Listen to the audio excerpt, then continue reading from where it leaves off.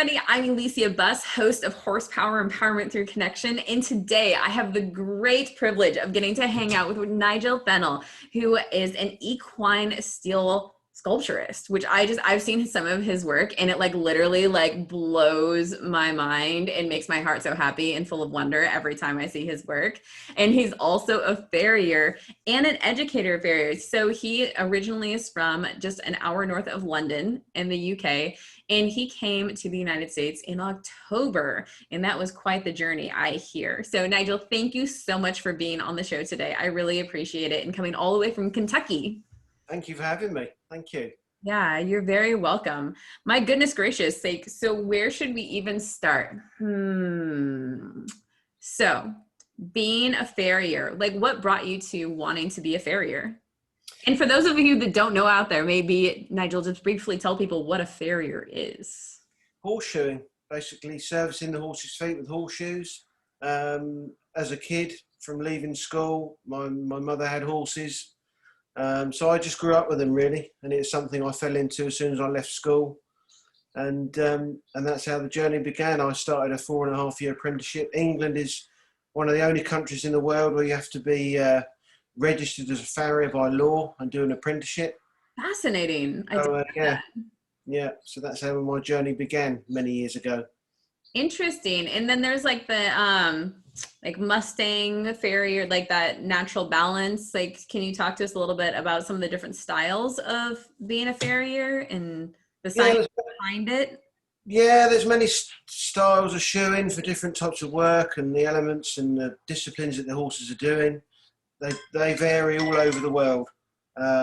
So, you know, there's surgical shoeing, remedial shoeing, shoeing hunters, shoeing for racing, and there's just a vast array of shoeing disciplines that the farrier has to, you know, understand and carry out all those many different procedures depending on the disciplines he's shoeing for. Fascinating. Like a lot of people don't realize how much blood flow actually is going into a horse's hoof. Can you talk to us a little bit about like the structural and like the health of the horse's hoof and why knowing about that is important?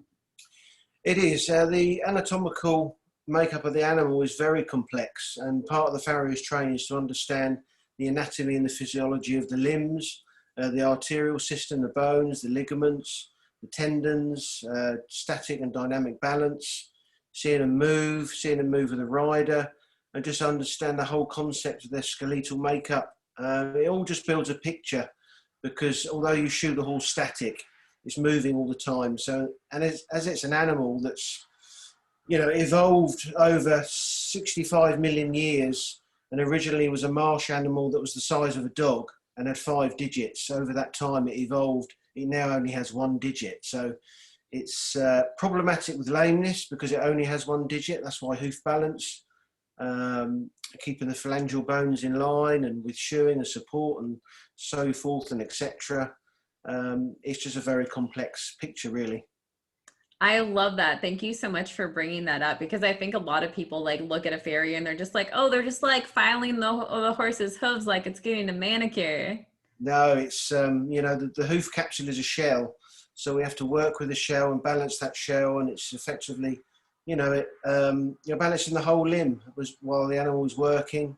So, and your nail placement is very restricted because it's only a shell. You have very little margins to work with to fix, you know, for a highly sophisticated, flexible living structure, you're fitting a rigid artificial device. So you have to know what you're doing. Yeah, no, it's very important. I've heard about how the hoof naturally flexes. And so for some people who are shoeing versus just trimming the hoof, that it can actually be harder on the horse's limb as the shock like comes up through the limb. Like, what do you? It depends on ground, not so much the shoe. It depends on the ground they're working on, the climate, in the summer to winter months, whether they're working on roads. Steel has always been the king of materials. We're now, you know, the luxury of technology, and as years move forward, we have modern materials, glue-on shoes, plastic shoes, which can be part of remedial applications in many forms. But steel always is the main element for shoeing. But it's not so much the method, it's how it's applied. So all those methods can be destructive in the wrong hands. In the right hands and the right understanding, all those methods can be absolutely sound. I love that. Thank you for bringing that forth. What do you think about the 3D printing of horseshoes these days, and to help especially with like foals that have like malformed hooves or bone structure? Yeah, 3D printing is very interesting. ALDs, or angular limb deformities in foals, has been something with us forever. But we have come a long way with how we deal with angular limb deformities. And there was always an element of gluing. It was very difficult years ago, but now with these high-tech glues and plastics, and even modern materials that we can glue onto the side of foals' hoof capsules to help straighten their legs. But with 3D printing, it does open a new element, not just with foals, to create extensions that can be glued on the feet, but also with horses' hoof pads, whether they're remedial, surgical, for a different type of work. And there's actually a company that I know that has just started 3D printing on a global scale. That's awesome. Yeah, it's very interesting. Some guys, farriers I know, have bought their own 3D printers to produce their own remedial pads. So it's a new technology. It's quite exciting. Yeah, no, I love it. It would be great if you could send me links later that I could put in the description for YouTube that people Yeah. can search that, like farriers and lay people as well. So in regards to all of those different pieces, like I've recently been talking to people about drama in barns and what it's like for farriers and vets to also come into a barn where people have like a million different ideas of how something should be done. Like, what's that experience like for you when you walk into a barn, and how do you handle it with the different people that are there and your clients? Yeah, it's interesting. In England, it can be difficult when you're in a big barn. There's many different farriers that go in, but when you're working with a specific client, and you have done for such a long time, it's usually fine until the trainer, or if the professionals don't respect their own profession and other people's profession, and everyone has to communicate as professionals. That's how we get problems solved. So you have to have an open mind, but at the same time, you need to know how to approach it, and basically not telling somebody to do something, but saying, this is a problem. How do you think we can do it? And I think that's where the clash comes in. I've dealt with it many times. When you have a throwaway comment from another equine professional that says, I think his feet are too long, or he's shod too short, and you know that none of that is true. But because they don't understand your profession the way you do, throwaway opinions can be actually quite dangerous. And that's when it can start boiling up a scenario which is difficult for people. But Yeah. it's just the nature of the beast. Because the horse stands on that foundation, we're the last people go to when something is wrong. Yeah. So, but people do forget that it doesn't all end with the feet. Sometimes the symptom of lameness can come from higher up. Yeah, I talk to people about that as well. And as riders, and the importance of understanding where there's tightness or imbalance within their body, because the horse is, of course, balancing 6 feet instead of 4, Yeah. and how that creates tightness and dysfunctional patterns within the horse's body, which then can affect their feet, right? And then you have to come in there and you affect it. And then people end up spending time and money, but then don't actually handle themselves in conjunction with their horses. Yeah, absolutely. The problem continues to occur. And then there can be problems within the field. There are lots of stereotypes for farriers, right? And so how do you deal with that within your own profession, and trying to balance, like somebody might have had a really poor experience with a farrier, and as human beings, they sometimes push that projection onto you as the next person that comes through. So how do you work through that process? Ideally, I work through it as the customer is important, but the most important customer of all is the horse. Yes. So I'll always, if they're quite dogmatic because of their experience, then really the only conversation you can have with them is through your work. Mm. So, you know, you set up a plan and you gain their trust by shoeing the animal, you know. And that's how you gain some trust. And, you know, if you know what you're doing and you're confident, your conversation and your trust comes from your work. So that settles down some people. It gets difficult when they're telling you what to do when they're a client and you know that it's not right. And if they don't want anything else, then you have to walk away, because you know as a professional you're offering them the answer or something that's going to support it as a package for the lameness. Yeah. If they're not willing to open that up, then you can't really, because they're going to do it to the next guy and they're going to do it to the next guy. So unless they open the gate and let you do it, but it can be difficult. It's just working with people, you know. I do know. Yeah, I do. But I think at the end of the day, it's really about staying in alignment with your values, right? And sometimes knowing that, just like you're saying, that your work speaks for itself, and understanding that our actions speak louder than our words. And at times, like when there is a person who is not in a space to hear you, that's what you have to default to, right? And just stay as neutral in the like verbal communication that you're having with that person as possible to stay functional. Yeah, so I really appreciate you answering those questions, because it is an interesting dialogue, and I feel like we don't oftentimes get to hear the viewpoint of the farriers in such ways, and I think it's important for all of you as a profession to have a voice too. Absolutely, and not only that, it's a tough job. You know, it's tough on the body. Over years, you know, it can break your body up, and you know, and guys can do a lot of volumes. You know, and they can get just very. Oh no, he's frozen again. You know, sometimes the farrier rocks up and he's a bit grumpy. He's probably in pain. Yeah, right. As a massage therapist, I have worked on a few different farriers over the years, and your guys' backs, and women too, because I've worked on women farriers, and I don't discriminate. I've had people that were immigrants. I've had people that are men, women. Like, I'm just like, oh, they're just people. And but your guys' bodies are typically just wrecked. Like when I get my hands on you guys, and there's typically injuries that are there, as well as just like crazy amounts of hypertonicities and fascial restriction. Yeah, it's a lot.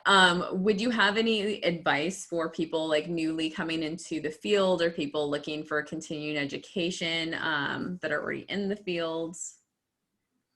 Yeah, I mean, in America it's very different. You don't have to be qualified, and you don't have to go to school. So it's very different than England. In America, you can go and do a few weeks course from, you know, 1, 2, 3, 4, 6 months, 9 months course at school. But my advice to any up and coming young farriers, anybody in America, you know, you have to use the resources you've got. You have to go to school. You can't go to Tractor Supply, pick up some tools and go and have a go at shoeing, because you're not showing the horse any respect, and you need to show the trade respect. And that's just my belief. And you need to go to school, and then once you go to school, you need to then go and spend some time with a farrier, at least for a year, working alongside him and getting some experience, rather than just jumping in from school. Because, you know, the more you learn, the more you see. If you don't throw yourself in and put yourself in that environment, you're not going to learn. Yeah. So in England, it's very different. You do a 4.5-year apprenticeship. You have to be registered by law, do a qualifying examination in the Diplomacy Workshop Company of Farriers, and you have to be held accountable.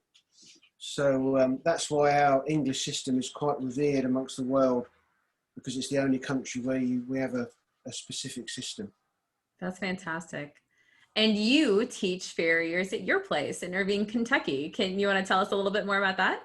Yeah, last October we moved here, and it's just a further education facility. So it's for farriers who are already on the road. It's not particularly for students, for green people. It's mainly for guys in America who either never went to school, that are horseshoeing, who have been to school, who are running a full book, and they're interested in progressing their skills in certain areas on short 1, 2, 3 day courses throughout the year, because they're running a full book. They can't go back to school.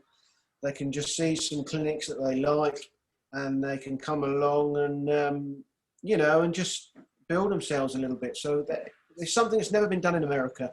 So we're still waiting to see if it's actually going to work, if people are going to come. It's very young, so you've just got to dip your toe and see what happens. But we've been busy this spring. We've put up the summer clinics and the winter ones, so we'll see how it goes. No, I love it. Are you doing any of that virtually, or do you have any websites that people can go to see, or how do they find you? No, it's all obviously all in house, but it's all on my website, which is www.nigelfennelandformersforge.org, and all the courses are on there for the rest of the year. Fantastic. And everyone, I'll put that in the descriptions for YouTube so that you can find it later and explore if you feel so inclined. And Nigel, how did you get to start doing the equine steel work? Because I mean, you are exceptionally talented. Like, where did that all come from? It's like, you're just like, I'm just gonna like throw some steel together today and create some cool, like horse figures. Like, yeah. That's originally 2.5 years ago. We'd set on a visa path with an E2 investment visa to move to America, and we bought the house, bought all the investment, had the lawyer, and then that November of 2018, everything was done, and then we got to the embassy and they denied the visa. So we were stuck in a big way. We'd invested a lot of money. I'd got rid of half of my book. So there was a big panic on. We had a house in America. We'd invested all the money, nowhere to go, hardly any work. So we were in a dark place.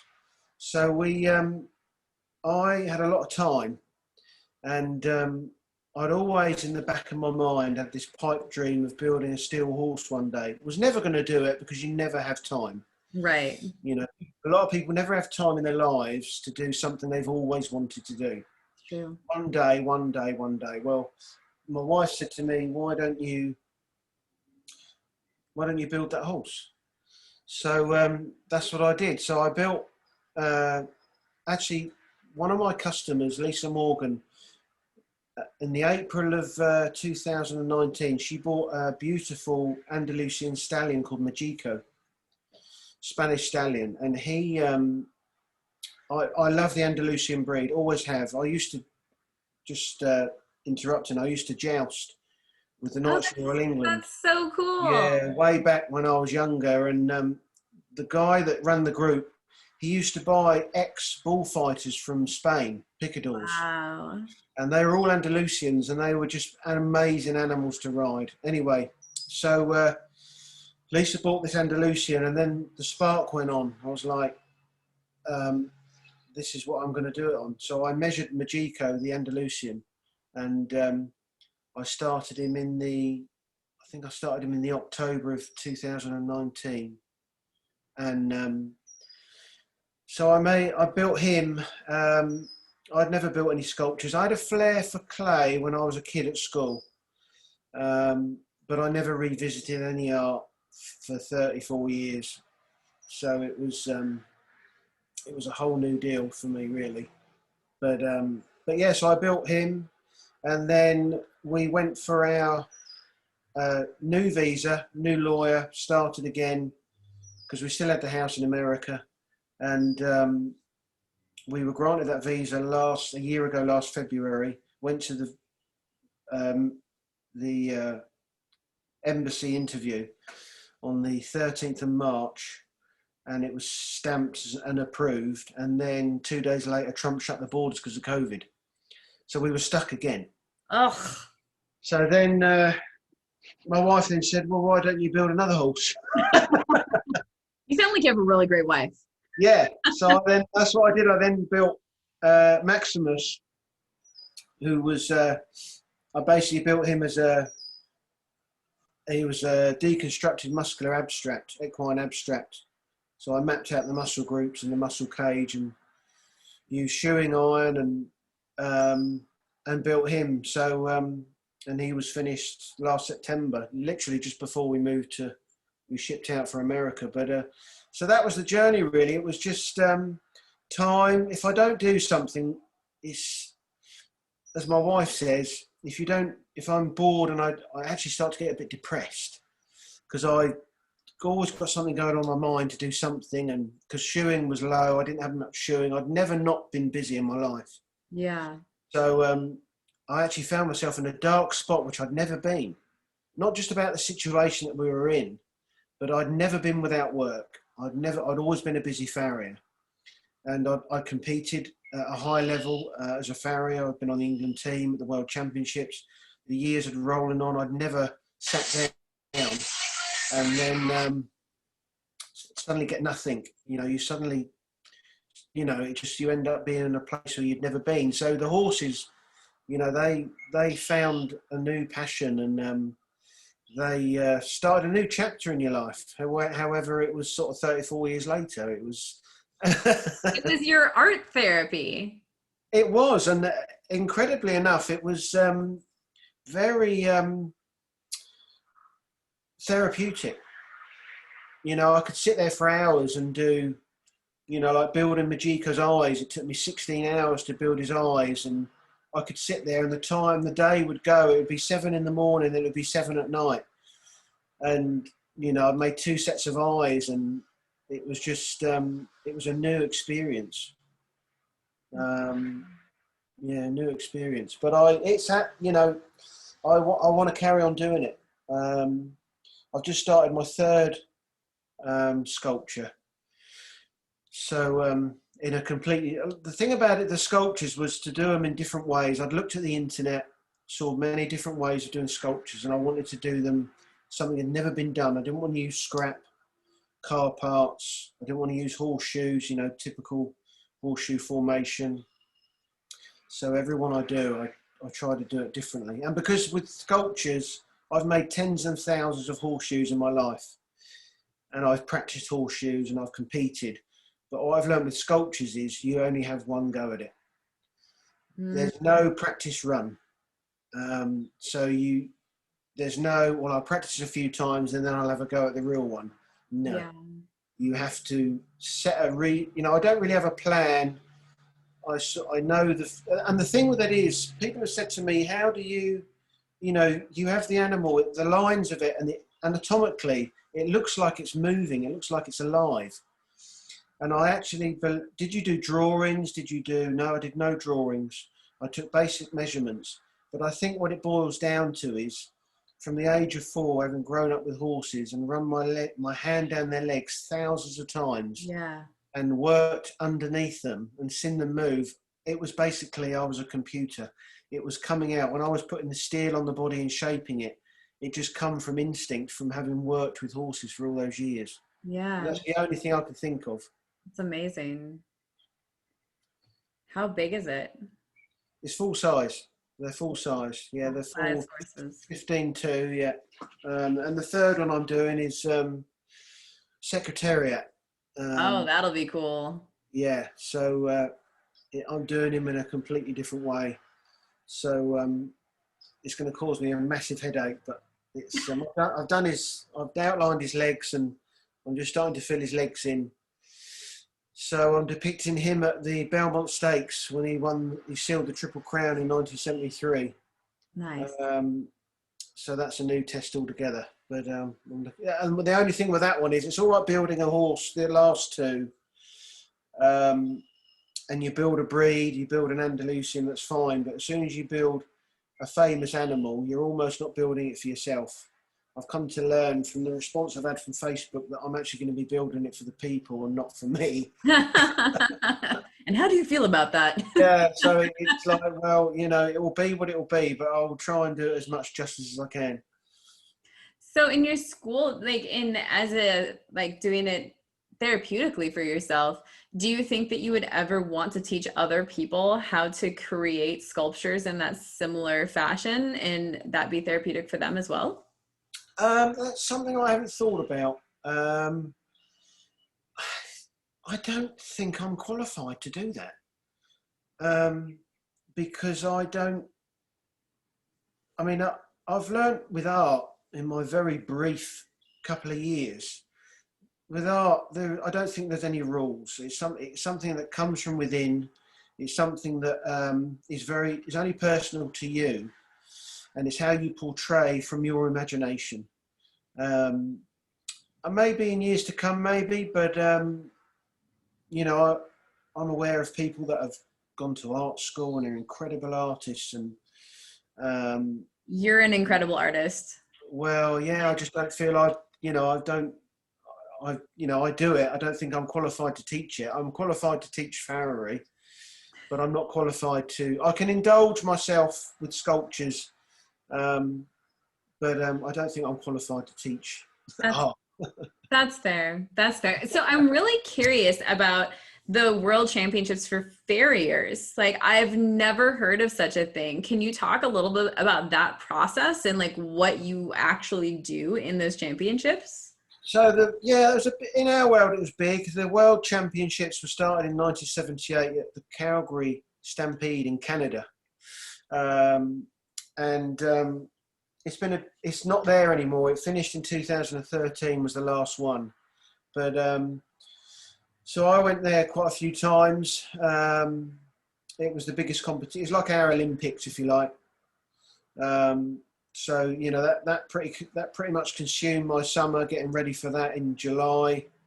Other than that, we have many competitions in England, national championships. I was manager of the England farrier team for 6 years. I've been on the farrier England team for many years. Like, but what do you do? Like, what are you doing while you're competing? Like, are you just seeing how quickly you can shoe a horse? Is it like, what exactly is the process? It's basically forging horseshoes, shoeing horses in a set time, but creating the most exquisite work you can for the judge. So, that's cool. Does that include hot shoeing? Yeah, it's all hot shoeing. It's all forging horseshoes out of a coal fire, and many different. You know, the thing with building horseshoes is it's an infinite design of surgical and remedial horseshoes that test your capabilities as a horseshoe, as a farrier, as a forger. So all the world's best would come together at the international in England, all the teams from around the world, and we would thrash it out and try and see who was the king for that year, really. That sounds amazing and just like so much fun. I mean, what's the community like? The community is very healthy. In our community of the guys that want to be a part of it, the camaraderie is incredible amongst the guys. You know, although the competition is fierce when you're in the ring and you're doing it, the camaraderie before and after with sharing information is it's quite incredible. And we all realise it's a tough trade, and because I think it goes back to the fact that it's such an old trade. It goes back to 3,000, 4,000 years when the Egyptians were nailing on bronze and the Romans were trying to figure out horseshoeing, and it's something that stayed with us, and the fascination of shoeing horses, and the horses that have serviced the human race is a massive deal. We take it for granted. Yeah. And in the last 100 years, it's probably one of the most special 100 years we've had, in the fact that we've dropped the horse as a service animal and now picked it up as a leisure animal. You know, the horse ran battles for us. It served our communities. It delivered food. You know, and in the last 100 years, we've gone to the motor vehicle, and now we're using it for pleasure. But so, you know, and the farriers had to adapt in the generations over that time with how they service the feet, keep the animals sound. So, you know, there's a huge picture to it. And farrier, I think the artful nature to it and the science of it is that it's been around us for so long that, and that's why we have to give it respect. And that's why any professionals coming into it now, it's not just about today, it's about what it meant years ago. And it will carry on for the next. It can't be done by machine. It has to be done by humans. Yeah. So you know, we're only on this planet for a very little time, and if you don't give it your all, it's like Muhammad Ali said once, if somebody at 50 thinks the way they did at 20, they've just wasted 30 years. So what do you want to do? Do you want to look back and just been average, or do you want to look back and think, yeah, I did all I could? Yeah. No, that's really beautiful. I appreciate you sharing all of that with us. I'm Thank you. curious. So do you often run across women farriers, and like were the women farriers in the games as well, or what did you see there? Yes, there are. Actually, America and Canada have the largest female farrier community in the world, from what I've seen. We do have some in England, not as many as America by any means, but there are many that lady farriers that compete, and some very good ones. Sarah Mary Brown, who's a Scottish farrier, she was actually the first farrier in the world to attain her fellowship of the Worship Company of Farriers, which is the highest accolade examination in farriery, which you sit in England. That's awesome. She's competed at the World Championship. She's actually married to a dear friend of mine, Stephen Bean, who was 5 times world champion. So they're a force to be reckoned with. But there are many good farriers, lady farriers out there, and I've seen a lot in the States. So yeah, they've got a movement going on, and they're in some respects putting the men to shame.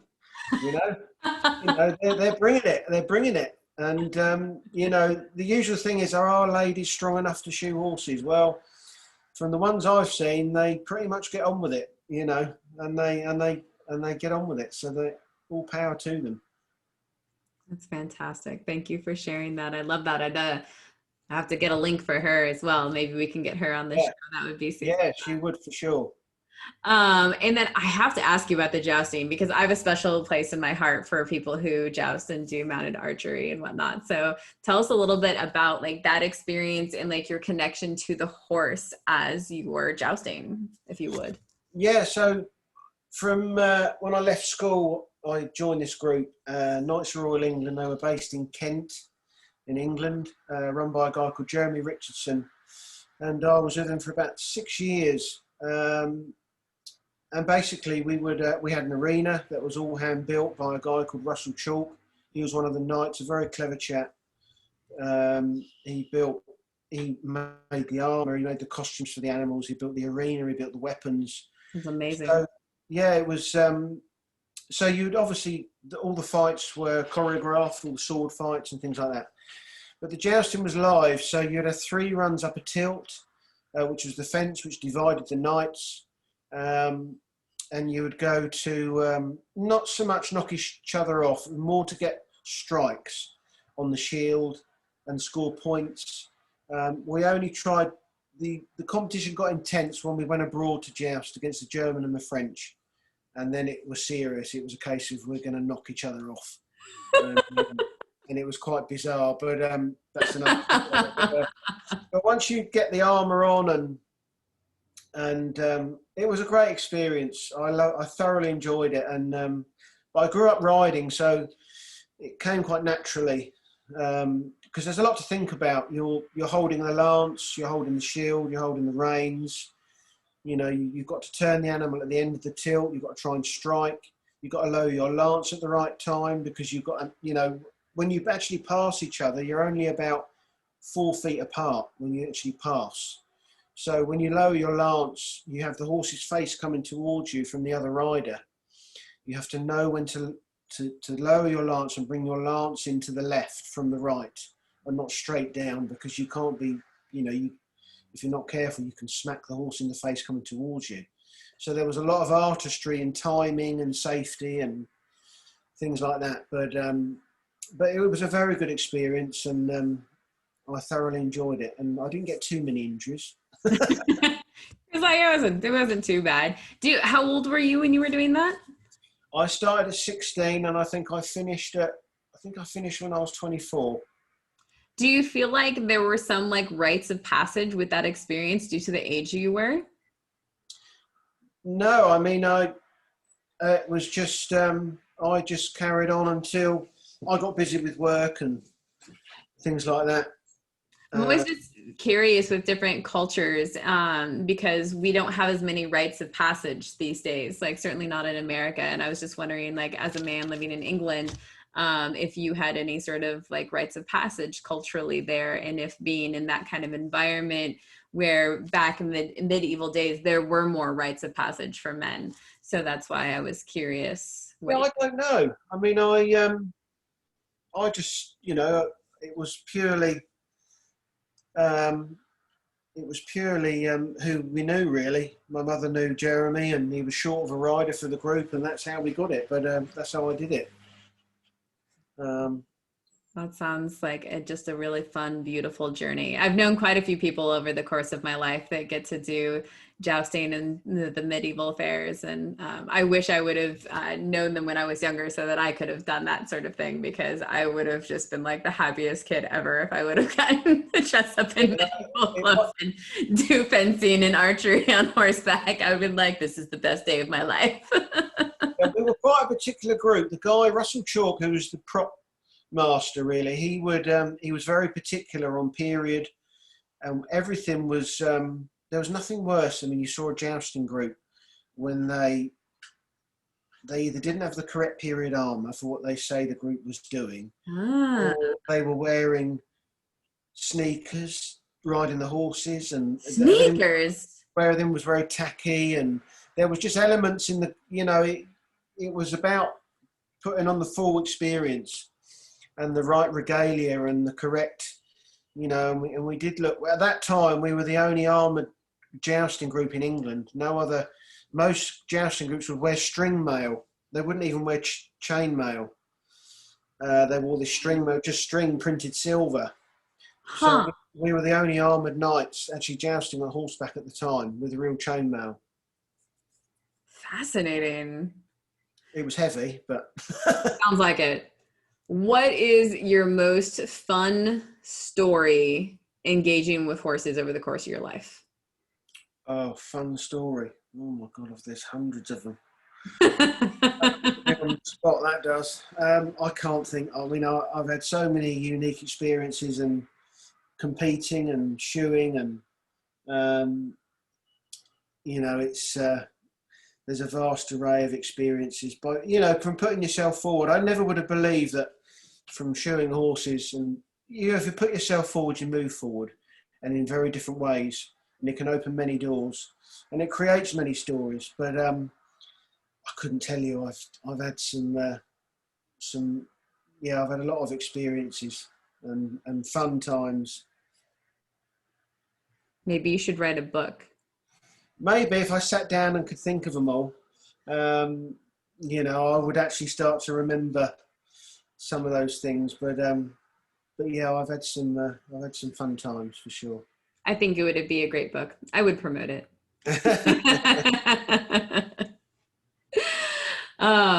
And along those lines of fun stories, who in the world inspires you today? My mentors that showed me the way. There's many of them that started my journey as a farrier, really. They were my inspiration. Colin Smith, Henry Gregory, Adrian Devereux. There's many names of guys, Stephen Bean. There's just many guys that, when someone's successful or is good at what they do, there's a team behind them that they learn off. So they were my inspiration, really. My current inspiration is my wife. Aww, I love that. She supports everything I do in a huge way. And half of the things I do now I couldn't do without her. So all of those, really. So it's a team deal. You can't do it alone. And you have to embrace everything as well. If you don't, as a farrier once said to me, if you don't get out of the bubble, you're a bad daddy. And he's absolutely right. If you don't get out of that box, you'll always stay in the box. So, and you're doing yourself no justice. So, my mentors were my moulding, really. And by putting yourself forward and exploiting yourself to as much as you can within, one trade, so much can happen and so much is out there. Yeah. So that's really that, really. Thank you so much, Nigel. I really appreciate your time and sharing all the different pieces of the beautiful work that you do and how you contribute to the field, both as an educator and with the incredible artwork that you're bringing forth for the communities. No, thank you for having me. I've enjoyed it. Thank you. You're very welcome. All right, everybody out there, here's to equines, equality, and equity, and making the world a better place. I appreciate you and hope to see you next time. Bye, guys.